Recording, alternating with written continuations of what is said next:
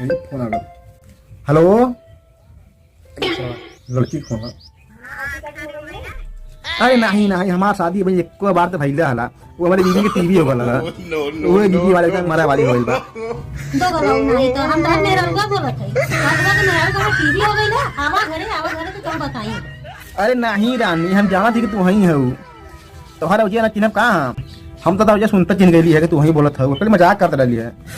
इस तरह बाल बाल बच्चे भाई फिर इसके फोन आयल। हेलो, हाँ हाँ हमारा शादी हो गल बा।